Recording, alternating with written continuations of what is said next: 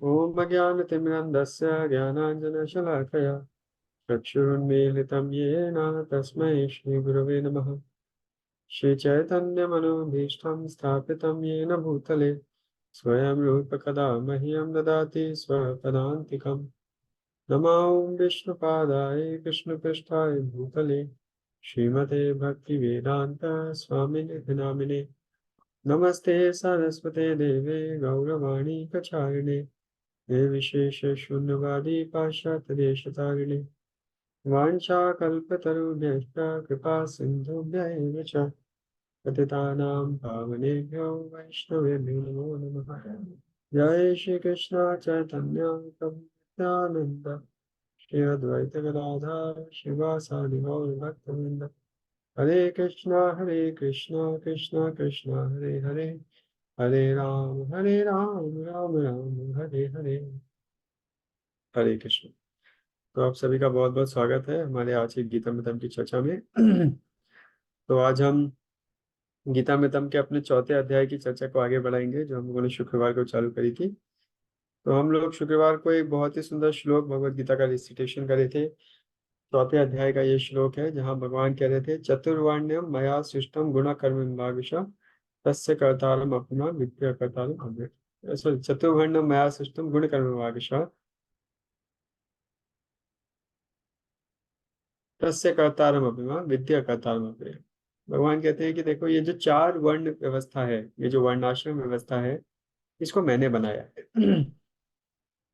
और ये चारों वर्ण मैंने किस आधार पे विभाजन करे हैं? गुण और कर्म के आधार पे। तो हमने चर्चा करी थी कि कैसे तीन गुणों का अलग अलग प्रभाव होता है, कैसे गुणों के प्रभाव के अनुसार व्यक्ति का मनोभाव बनता है, कैसे व्यक्ति के मनोभाव के अनुसार वैदिक वर्णाश्रम व्यवस्था में उसको अलग अलग कर्म नियोजित करे गए हैं। तो जैसे हमने देखा, जो लोग प्रायः सतोगुण में स्थित हैं, इनका मनोभाव सात्विक है, उनको ऐसे कार्य दिए गए हैं जो कि सात्विक कार्य हैं, जिसमें सतोगुण की आवश्यकता होती है, जैसे यज्ञ यजन याजन पठन पाठन दान प्रतिदान इत्यादि। और उस वर्ग को जो कि सतगुण में स्थित है, सात्विक कार्य कर रहा है, उसे ब्राह्मण कहा गया। तो दूसरे शब्दों में, अगर कोई ब्राह्मण है तो उससे अपेक्षा है कि वो सतोगुण में स्थित होगा, सात्विक कार्य करेगा। और अगर कोई सतोगुण में स्थित है, सात्विक कार्य कर रहा है, उन गुणों को प्रदर्शित कर रहा है, तो उसे भी ब्राह्मण कहा जा सकता है। तो हमने चर्चा करी थी कि ये जो चार वर्णों का विभाजन है, ये जन्म के आधार पे नहीं है, ये व्यक्ति के गुणों के, व्यक्ति की योग्यता, व्यक्ति के कर्मों के आधार पे। इसी प्रकार जो लोग प्रायः रजोगुण में है, थोड़ा सतोगुण है और रजोगुण का प्रधानता है, वे लोग क्षत्रिय होते हैं। उनको एडमिनिस्ट्रेशन का कार्य दिया गया, उनको युद्ध करने का कार्य दिया गया। जैसे जो लोग रजोगुण में प्रधान, थोड़ा रजोगुण है, थोड़ा सा सतोगुण भी हो सकता है, लेकिन प्रधानता तमोगुण की है, तो तमोगुण और रजोगुण का मिक्सचर है, उसे वैश्य कहा गया है। उसे प्राथमिक रूप से जो भगवान की द्रव्य शक्ति है, उसके साथ में लेन देन करना होगा। उसको पैसे का डीलिंग करना है, उसको ट्रेड करना है, उसको खेती बाड़ी इत्यादि करनी है, ये उसके कार्य बताए गए। और क्यों? क्योंकि देखिए, जो जो जो सतोगुण में स्थित है, या जिसको हम ब्राह्मण कह रहे हैं, उसका लाइफस्टाइल बहुत ज्यादा रेगुलेटेड होना चाहिए। उसके लिए जीवन जीने के नियम बहुत ज्यादा हैं, उसको बहुत ज्यादा नियम संयम का पालन करना पड़ेगा, ताकि वो सतोगुण को मेंटेन कर सके। जो रजोगुण में है, उसके लिए नियम थोड़े कम है, उसको थोड़ा फ्रीडम ज्यादा है इन दैट सेंस। जो और थोड़ा नीचे आ गया तमोगुण में, उसके लिए नियम और भी कम है। ये नियम क्या करेंगे? ये नियम हमें सतोगुण में स्थित करेंगे। जैसे जो भी कोई ब्राह्मण है, उससे अपेक्षा है कि वो ब्रह्म मुहूर्त में उठेगा, उससे अपेक्षा है कि वो दिन में कम से कम 3 बार स्नान करेगा, उससे अपेक्षा है कि वो सभी प्रकार के राजसिक और तामसिक भोजनों का त्याग करेगा, उससे अपेक्षा है कि वो क्षमा दमा सत्य बोलेगा, सबके लिए हितकारी बोलेगा, अपेक्षा है कि वो सहिष्णु होगा, अपेक्षा है कि वो विनम्र होगा, उससे ये सब अपेक्षाएं हैं। उससे अपेक्षा है कि वो प्रायः निस्वार्थ भाव से कार्य करेगा, अपने स्वार्थ के बारे में नहीं सोचेगा। ये सब अपेक्षाएं हैं। आत्म संयमित होगा। उससे अपेक्षा है कि ब्राह्मण शब्द का अर्थ ही है ब्रह्म जानाति इति ब्राह्मण, मतलब वो केवल भगवत प्राप्ति की ओर ही कार्य करेगा। जैसे ब्रह्मचारी, ब्रह्मचारी का मतलब क्या है? ब्रह्मचारी का मतलब वह व्यक्ति नहीं है जो शादी नहीं किया, नहीं। अविवाहित और ब्रह्मचारी में बहुत बड़ा अंतर होता है। अविवाहित मतलब विवाह नहीं किया, वो अविवाहित है। लेकिन वो अविवाहित व्यक्ति ब्रह्मचारी कब बनता है? जब वो ब्राह्मण को प्राप्त करने के लिए प्रयास करता है। ब्रह्मन चरति इति ब्रह्मचारी, मतलब जब वो ब्रह्म तत्व में विचरण करता है, मतलब जब वो प्रायः नित्य प्रतिदिन आध्यात्मिक कृत्यों में लगता है, चाहे वो शास्त्रों का पठन हो, चाहे वो यज्ञ हो, चाहे वो विग्रहों की सेवा हो, चाहे वो ध्यान हो, चाहे जप हो। जब वो नित्य ब्रह्मचर्य में चढ़ता है, जब वह नित्य आध्यात्मिक कृत्यों में लगा रहता है, तब उसे ब्रह्मचारी कहते हैं। तो कोई व्यक्ति है जिसने शादी नहीं करी है लेकिन आध्यात्मिक तथ्यों में नहीं लगा है, तो उसे ब्रह्मचारी नहीं बोला जाएगा।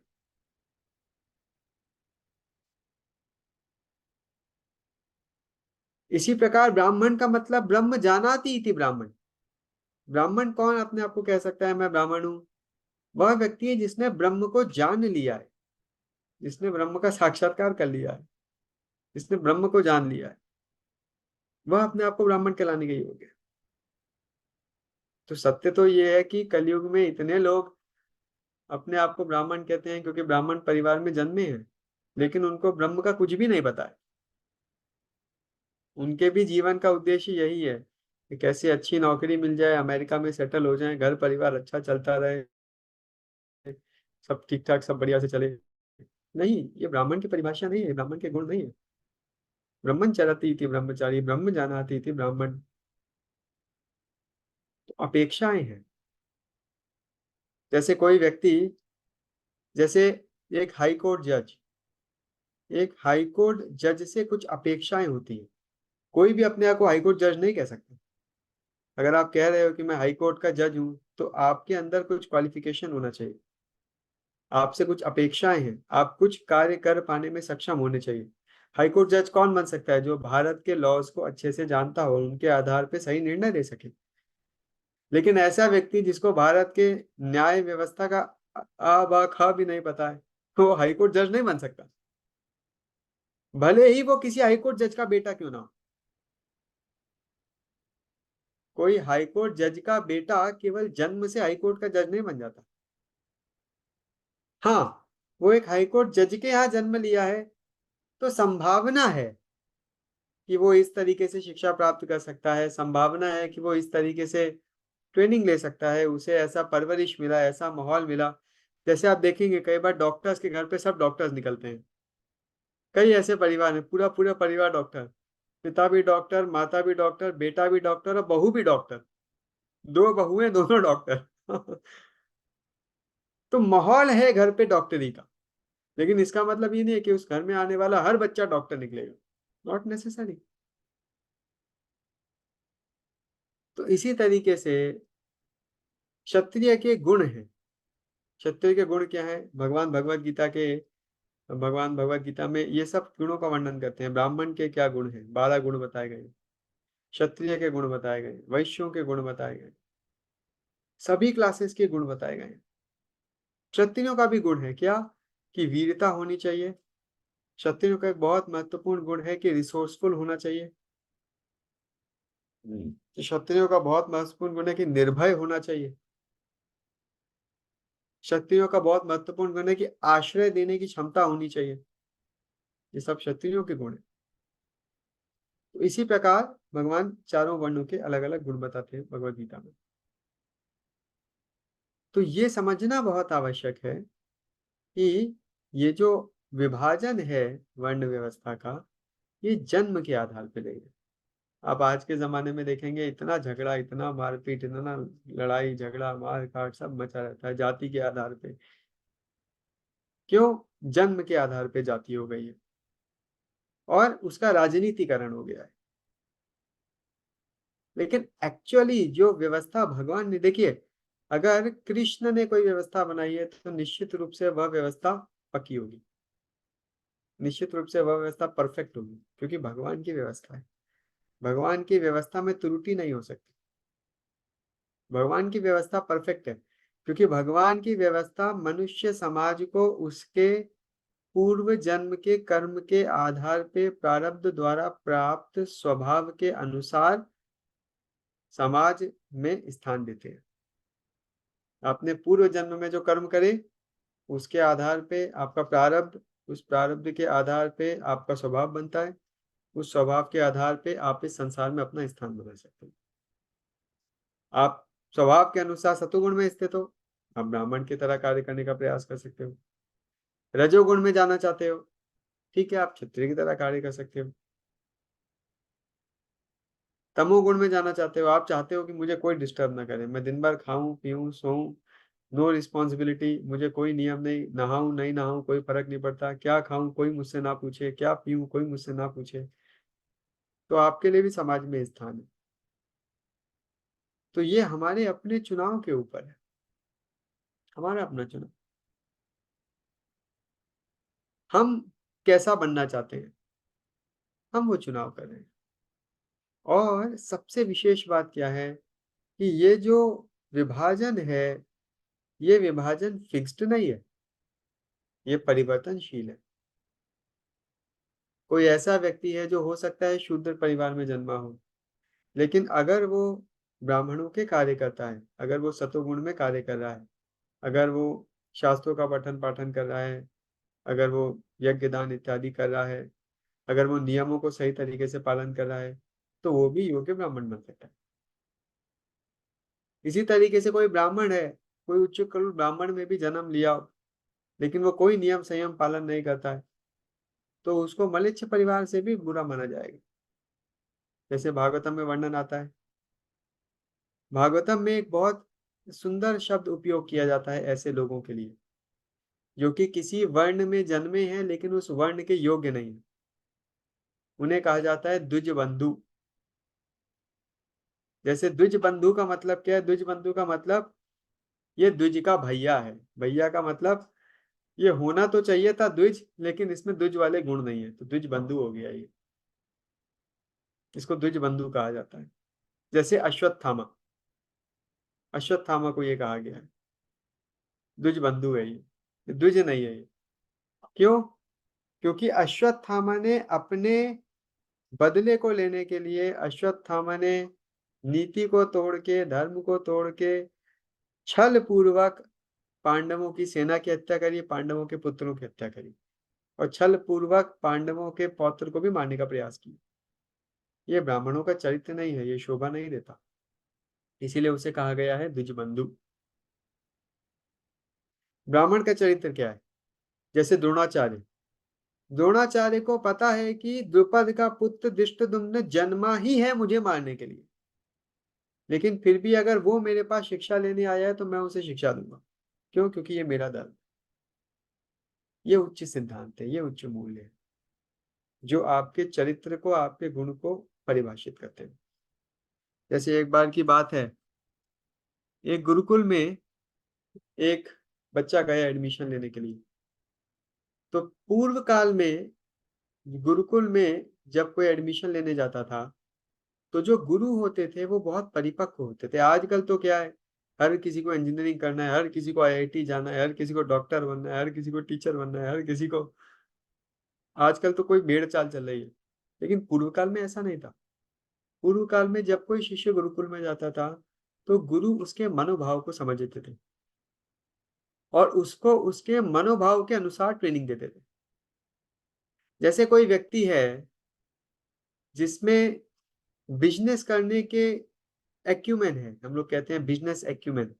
कोई व्यक्ति है जिसमें बिजनेस करने की थोड़ी क्षमता है, इंटरेस्ट है, अगर आप उसको बिजनेस में प्रमोट करोगे तो बहुत अच्छा बिजनेसमैन बन जाएगा।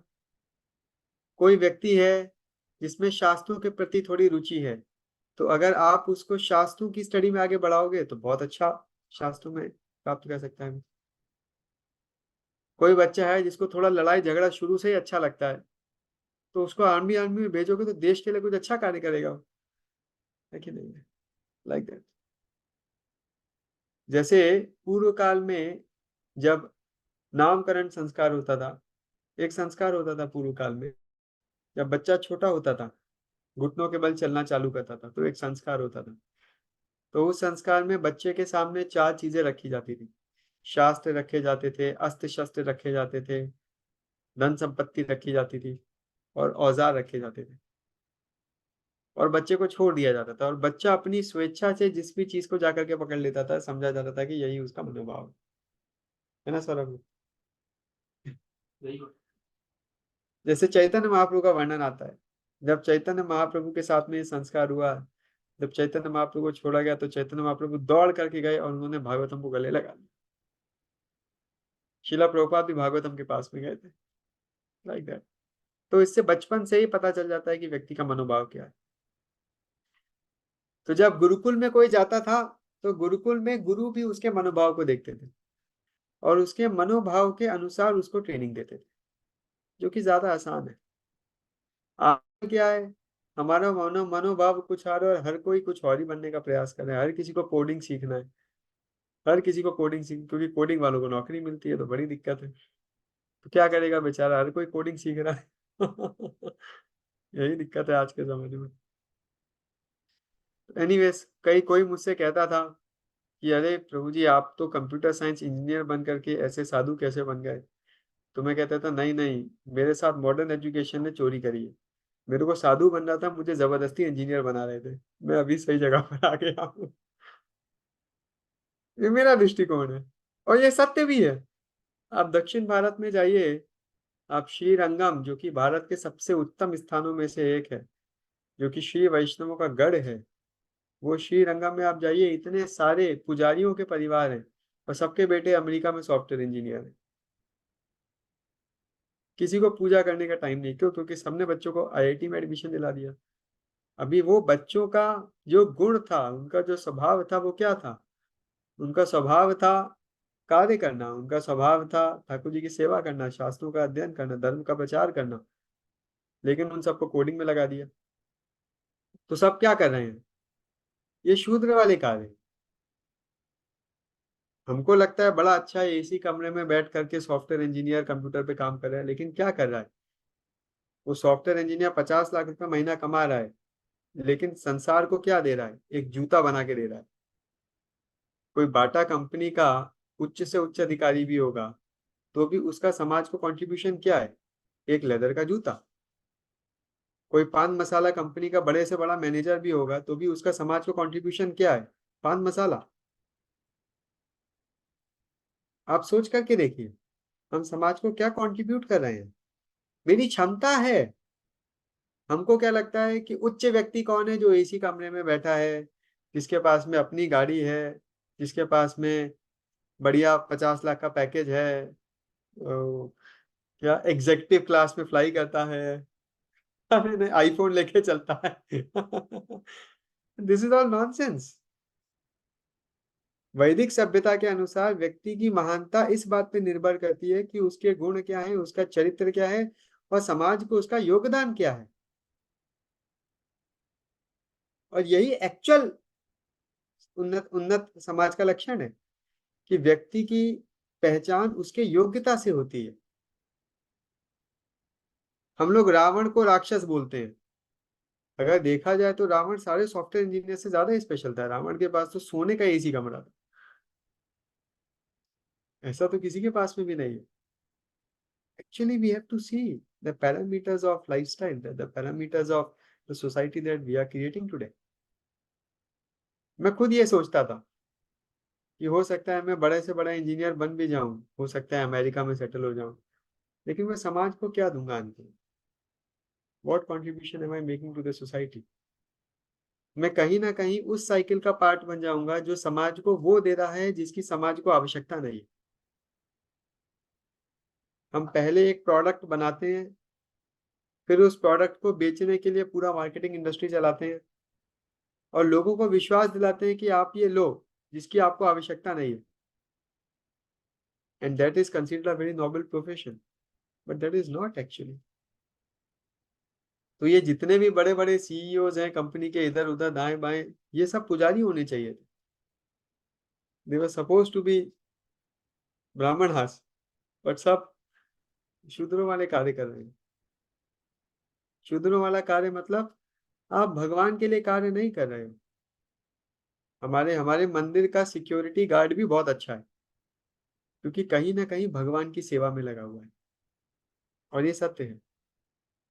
आप समझिए, शास्त्रों में वर्णन आता है, चिंतामणि प्रकरसद्म सुकल्प वृक्ष लक्षा वितेश सुरभिर अभिपालयंतम, कि भगवान के धाम में लाखों लक्ष्मियां झाड़ू पोछा लगा रही हैं. लक्ष्मी जी स्वयं झाड़ू लगा रही है भगवान के धाम में. श्री राधा रमन बिहारी का मंदिर भगवान के धाम से अभिन्न है, जहाँ साक्षात भगवान है, भगवान के भक्त हैं, भगवान का नाम है, वो भगवान का धाम है.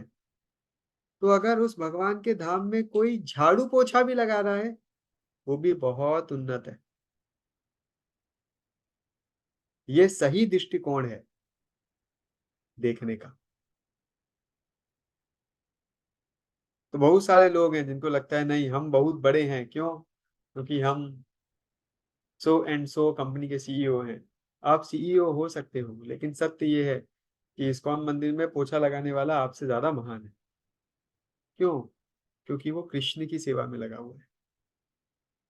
That is special.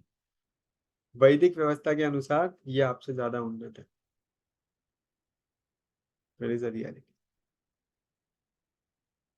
तो ये समझना बहुत आवश्यक है कि ये जो पूरी व्यवस्था है इसका उद्देश्य क्या है, और इस पूरी व्यवस्था के सही मापदंड क्या है. तो मैं आपको बता रहा था इस ब्राह्मण के बारे में. तो ये जब ये लड़का अपने गुरु के आश्रम में गया और गुरु जी ने इससे पूछा कि भाई आप आपका क्या वर्ण है, आप ब्राह्मण हो, क्षत्रिय, वैश्य, शूद्र हो, क्या हुआ? बोला गुरु जी मुझे मालूम नहीं. बोले क्यों नहीं मालूम? बोले मैं अपनी माता जी से पूछ के आऊंगा, मैंने कभी अपने पिता की शक्ल ही नहीं देखी आज तक. बोले ठीक है, पूछ करके आना. ये घर गया, अपनी माता जी से पूछा कि माँ मेरे पिता कौन थे, ब्राह्मण थे, क्षत्रिय थे, कौन थे मेरे पिता? तो इसकी माँ कहती है बेटा देख, मैं तो एक वैश्या थी, और मैंने बहुत सारे पुरुषों के साथ में संग किया. मुझे नहीं पता तुम किसकी संतान हो, तो मुझे नहीं पता तुम कौन हो, तुम्हारे पिता कौन हो. ये बालक अगले दिन गुरुकुल गया. गुरु ने पूछा तो माता से पूछ के आए पिता कौन है. तो उसने एज इट इज बता दिया कि मेरी माँ तो वैश्या थी, उसने बहुत पुरुषों का संग किया, और उसको नहीं पता मेरे पिता कौन है, मैं किसकी संतान हूँ. तो गुरु जी तुरंत बोले तुम किसी ब्राह्मण की संतान हो. क्यों?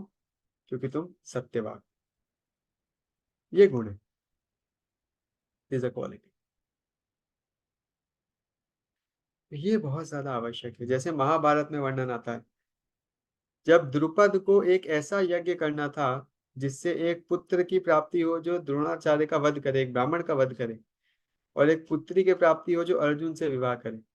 तो द्रुपद एक योग्य एक योग्य उसको पुरोहित को ढूंढ रहे थे जो ऐसा यज्ञ करे. कोई तैयार नहीं हो रहा था. एक दिन द्रुपद जंगल में गए, और जंगल में द्रुपद को एक ब्राह्मण मिल गए. तो द्रुपद ने उनसे रिक्वेस्ट करा. तो उन्होंने देखा द्रुपद बेचारे बड़े परेशान हैं. उन्होंने कहा आप मेरे भाई से पूछो, मेरा भाई निश्चित रूप से आपका यज्ञ करने को तैयार हो जाएगा. तो द्रुपद बोले भाई तुम इतना कॉन्फिडेंट कैसे हो, कोई तैयार नहीं हो, तुम्हारा भाई क्यों तैयार हो जाएगा? बोले एक बार की बात है, मैं और मेरा भाई एक जंगल से जा रहे थे, हम दोनों को बहुत तेज प्यास लगी थी. वहां पर एक पानी का स्रोत मिला, लेकिन ये पता नहीं था कि इस पानी के स्रोत में पानी जो आ रहा है वो स्वच्छ है कि नहीं है. तो मैं भी बहुत प्यासा था, लेकिन मैंने अपनी प्यास को नियंत्रित करा, क्योंकि मैं असच्छ पानी का ग्रहण नहीं कर सकता था. लेकिन मेरे भाई ने वहां कॉम्प्रोमाइज कर लिया, उसने असच्छ पानी भी पी लिया.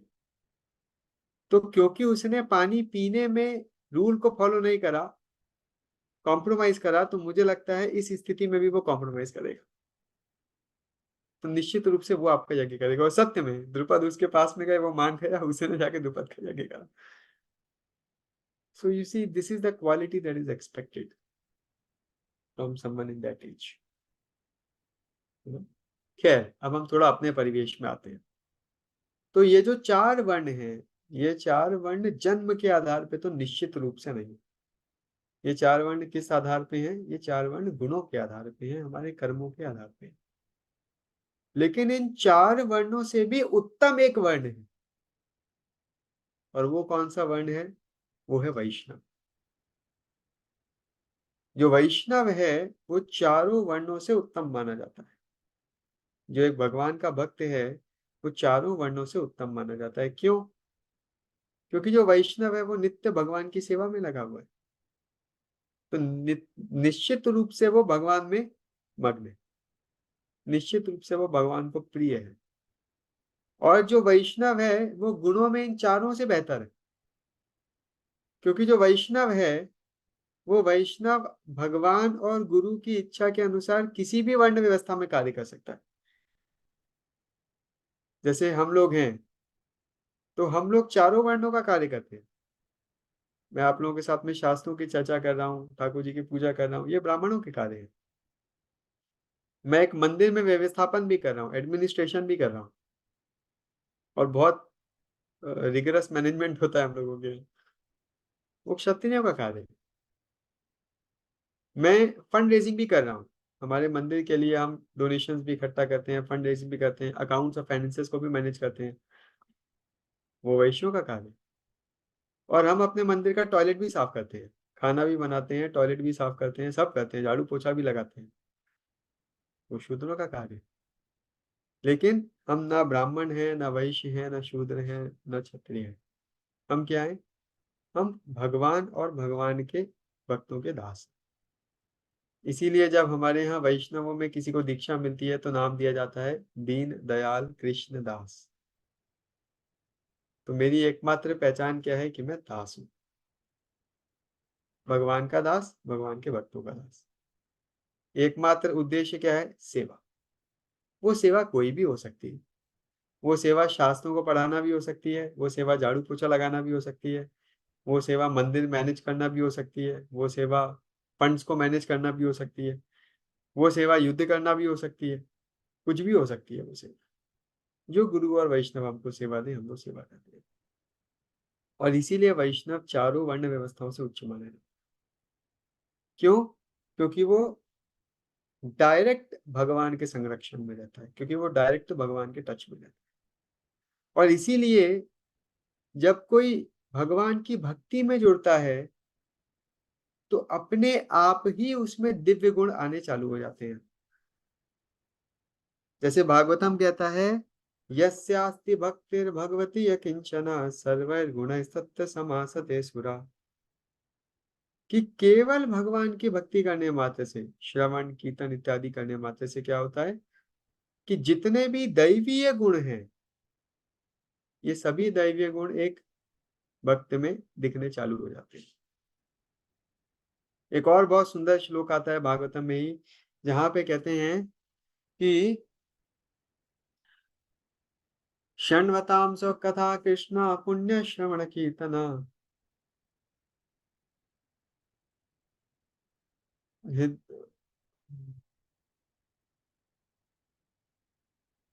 शुश्रूषोषब्दधानस्य वासुदेव कथा रुचि। हाँ, तितम सत्त्वे प्रसीदति। मैं श्लोक का शुरुआत मेरे माइंड से मिस हो गया। वो श्लोक में कहते हैं स्थितम सत्त्वे प्रसीदति, कि जो नित्य रूप से भगवान का श्रवण और कीर्तन करते हैं वो अपने आप ही सत्वगुण में स्थित हो जाते हैं। स्थितम सत्त्वे प्रसीदति, वो अपने आप ही सत्वगुण में स्थित हो जाते हैं, जो कि ब्राह्मणों का लक्षण। एक और दृष्टिकोण है इसको समझने का, कि शूद्र मानसिकता क्या है? केवल अपने बारे में सोचना, मैं और मेरा परिवार, ये शूद्र मानसिकता है। केवल मैं और मेरे अपनों के बारे में सोचना। उससे थोड़ा ऊपर आती है वैश्य की मानसिकता, जहां पर वो मैं, मेरा परिवार और अपने समाज के बारे में सोच पाता है, थोड़ा समाज के बारे में जागरूक है, थोड़ा समाज के हितों के बारे में भी चिंतन कर सकता है। एक क्षत्रिय समाज के ऊपर उठ के पूरे देश के बारे में चिंतन कर सकता है। और एक ब्राह्मण सारे विश्व के बारे में चिंतन करता है। जो उसका आउटलुक है वो बहुत ही ज्यादा ब्रॉड आउटलुक है। लेकिन एक वैष्णव, एक भगवान का भक्त, सारे जगत के कल्याण के बारे में चिंतन करता है। चर अचर समस्त प्राणियों के चिंतन में एक वैष्णव लगा रहता है। इसीलिए एक वैष्णव और भी ज्यादा उत्तम माना गया है। तो अब हमको क्या बनना है? जैसे हम लोग सब यहाँ पे बैठे हुए हैं, तो हमको कौन सी कैटेगरी में फिट होना है?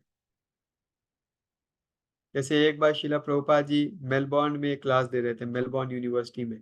बहुत सारे छात्र बैठे हुए थे, और प्रभुपाद जी बता रहे थे कि समाज में 4 प्रकार के लोग होते हैं: फर्स्ट क्लास ब्राह्मण, सेकंड क्लास क्षत्रिय, थर्ड क्लास वैश्य, फोर्थ क्लास शूद्रा। तो एक स्टूडेंट ने ऐसे चैलेंजिंग करके हाथ उठाया, बोला, स्वामी जी आप कौन से क्लास के हो? उसको लगा ऑब्वियसली स्वामी जी बोलेंगे I am first class. Prabhupad ji ने एकदम स्पॉन्टेनियसली उत्तर दिया, I am fifth class, servant of all the classes.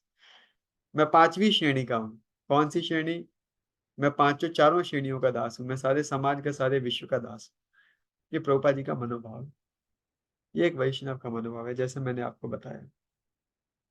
Chaitanya Mahaprabhu कहते हैं कि ना तो मैं ब्राह्मण हूँ, ना तो मैं वैश्य हूँ, ना तो मैं क्षत्रिय हूँ, ना तो मैं शूद्र हूँ, ना तो मैं सन्यासी हूँ, ना तो मैं वानप्रस्थ हूँ, ना तो मैं गृहस्थ हूँ, ना तो मैं ब्रह्मचारी हूँ। मैं इनमें से कुछ भी नहीं। मैं क्या हूँ? गोपी भर्तुर पद कमलोर दास दास दास अनुदास। मैं जो गोपियों के भर्ता हैं, कृष्ण, उनके दासों के दासों के दासों का दास हूँ। ये मेरी एकमात्र पहचान। तो हमको क्या बनना है? हमको ब्राह्मण बनना है, वैश्य बनना है, क्षत्रिय बनना है, शूद्र बनना है? हमको कुछ नहीं बनना है। हमको केवल भगवान का दास बनना है। भगवान के दासों का दास बनना है, उनके दासों का दास बनना है। That is success of life. तो ये जो दिव्य व्यवस्था है, जो देखिए, जो वर्णाश्रम व्यवस्था है वो बहुत ही उत्तम है। क्योंकि कोई भी व्यक्ति वर्णाश्रम व्यवस्था में रहते हुए स्वाभाविक रूप से आध्यात्मिक प्रगति करता है। जैसे ब्राह्मण है, ब्राह्मण डायरेक्ट भगवान की सेवा कर रहा है। वो सेवा करने के लिए उसे जो व्यवस्था चाहिए वो क्षत्रिय प्रोवाइड कर रहा है, तो क्षत्रिय भी इनडायरेक्टली भगवान की सेवा ही कर रहा है। वो सेवा करने के लिए उसे जो सामग्री चाहिए वो वैश्य दे रहा है, तो वैश्य भी इनडायरेक्टली भगवान की सेवा ही कर रहा है। वो सेवा करने के लिए उसे जो मैन पावर चाहिए वो शूद्र दे रहा है, तो वो भी इनडायरेक्टली भगवान की सेवा ही कर रहा है। तो इनडायरेक्टली या डायरेक्टली पूरा समाज भगवान की सेवा कर रहा है। तो अगर कोई व्यक्ति समाज में केवल अपना कार्य भी निभा रहा है जो उसको वर्णाश्रम व्यवस्था के अंतर्गत दिया गया है, तो कहीं ना कहीं वो आध्यात्मिक जीवन में कंट्रीब्यूट कर रहा है। ये वैदिक वर्णाश्रम व्यवस्था की बहुत बड़ी विशेषता है। जाने अनजाने में आप अगर भी कर रहे हो तो भी कहीं ना कहीं कंट्रीब्यूट कर रहे हो। जैसे आज के जमाने में आप देखो, अगर आप जाने अनजाने में गवर्नमेंट के दिए हुए टैक्सेस को, आप जीएसटी भी ले रहे हो तो भी आप कहीं ना कहीं देश को बनाने में सहायता कर रहे हो, समथिंग लाइक दैट। व्यवस्था ऐसी बनाई गई। लेकिन आज के जमाने में आप जो कार्य कर रहे हो वो निश्चित रूप से आध्यात्मिक दुर्गति के लिए कर रहे हो। आज के जमाने में हमको जो सामाजिक व्यवस्था के अंतर्गत कार्य दिए गए हैं, वो कार्य करने से हम स्वाभाविक रूप से आध्यात्मिक दुर्गति कर रहे हैं। क्यों? क्योंकि हम भौतिक चेतना में कार्य कर रहे हैं, भौतिक उद्देश्य के लिए कार्य कर रहे हैं। लेकिन यही वैदिक वर्णाश्रम व्यवस्था में जब हम कार्य करते हैं तो आध्यात्मिक उन्नति के लिए कार्य कर रहे हैं, आध्यात्मिक चेतना में कार्य कर रहे हैं। तो ये उस व्यवस्था का उद्देश्य है। व्यवस्था का उद्देश्य क्या है? बहुत सुंदर भागवतम में एक श्लोक आता है जहाँ पे कहते हैं क्या, कि अ, स्वनुष्ठितस्य धर्मस्य संसिद्धिर हरितोषणम। ये जो वैदिक वर्णाश्रम व्यवस्था है, स्वनुष्ठितस्य धर्मस्य, इसका एकमात्र उद्देश्य क्या है? संसिद्धिर हरितोषणम, भगवान की संतुष्टि, भगवान की सेवा। अगर हम ये नहीं कर रहे हैं, अगर वैदिक वर्णाश्रम व्यवस्था में से भगवान की सेवा को निकाल दिया जाए तो वो आसुरी वर्णाश्रम हो जाता है। जैसे रावण, रावण के राज्य में भी वर्णाश्रम व्यवस्था थी। रावण के राज्य में भी ब्राह्मण थे, क्षत्रिय थे, वैश्य, शूद्र थे। लेकिन उस पूरी व्यवस्था का उद्देश्य क्या था? आसुरी प्रवृत्तियों को बढ़ाना। तो वो आसुरी वर्णाश्रम व्यवस्था क्या है।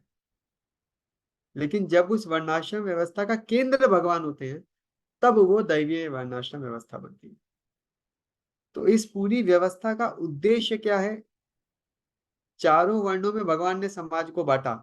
किस उद्देश्य से बांटा? भेदभाव कराने के लिए बांटा, राजनीति कराने के लिए बांटा। इसको नीचे, उसको ऊपर, इसको ऊंचा दिखाओ, उसको नीचा दिखाओ, उसके लिए बांटा नहीं। उनके मनोभाव के अनुसार बांटा, ताकि आप सब लोग संतुष्ट होकर शांति पूर्वक अपने आध्यात्मिक उन्नति की ओर अग्रसर हो सके। और आप जो भी हैं, जैसे भी हैं, कहीं ना कहीं मेरी व्यवस्था के भाग बन जाए। जैसे हम भी देखते हैं, हमारे मंदिर में बहुत सारे भक्त हैं, तो हम भक्तों को उनके मनोभाव के अनुसार कार्य देते हैं।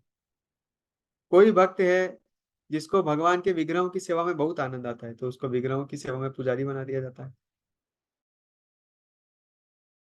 किसी को शास्त्रों को पढ़ाने में रुचि है, तो उसको शास्त्रों को पढ़ाने की सेवा में लगाया जाता है। कोई भक्त है जिसको पैसे से डीलिंग बहुत अच्छा लगता है, तो उसको फंड कलेक्शन में लगा दिया जाता है। कोई भक्त है उसको दुकानदारी अच्छी लगती है, तो भाई आप दुकानदारी की सेवा करो, दुकान संभालो। कोई भक्त है उसको खाना बनाना अच्छा लगता है, खाना बनाओ। कोई भक्त है उसको क्लीनिंग अच्छा लगता है, तो क्लीनिंग करो। किसी को गाना अच्छा लगता है, तो गाना गाओ। कोई भक्त है उसको झगड़ा अच्छा लगता है, तो आप सिक्योरिटी इंचार्ज बन जाओ। जिसको जो अच्छा लगता है, कहीं ना कहीं व्यवस्था में उसके लिए भाग है। लेकिन कोई भक्त है जो सिक्योरिटी इंचार्ज है, लेकिन सिक्योरिटी इंचार्ज रहते रहते उसको भगवत गीता पढ़ने में बड़ी रुचि आ गई, तो ऐसा नहीं है वो जिंदगी भर सिक्योरिटी इंचार्ज ही रहेगा। वो अब टीचर भी बन सकता है। आप जैसे ही कोई योग्यता प्राप्त करोगे, आप उसके अनुसार कार्य कर सकते हो। So that is how it is. और इसका ज्वलंत उदाहरण शिला प्रभुपाद जी देते हैं।